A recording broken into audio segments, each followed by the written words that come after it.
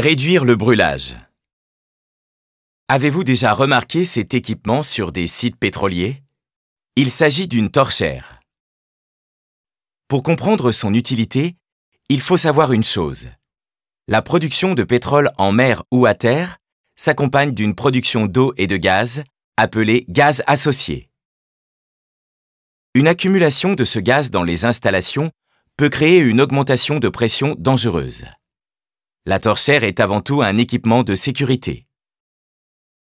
Elle permet, en cas de problème, d'évacuer le gaz et de l'enflammer immédiatement pour éviter les rejets très polluants de méthane, constituant principal du gaz, dans l'atmosphère. La torchère est également utilisée dans des circonstances particulières d'opération.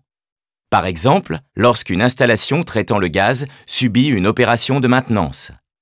Dans ce cas, le gaz est brûlé pendant le temps nécessaire à son entretien. Brûler du gaz est émetteur de CO2.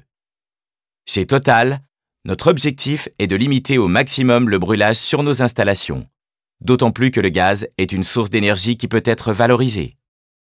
Mais comment? Eh bien, il existe plusieurs options. La première est d'utiliser ce gaz pour le réinjecter dans le réservoir ou dans le puits afin d'augmenter la récupération du pétrole.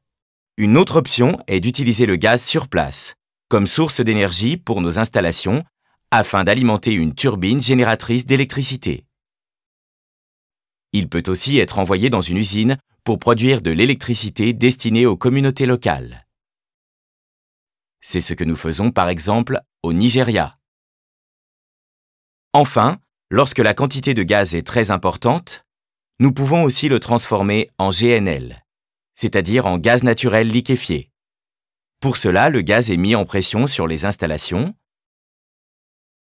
transporté jusqu'à une usine de liquéfaction et envoyé par méthanier vers des marchés consommateurs de gaz.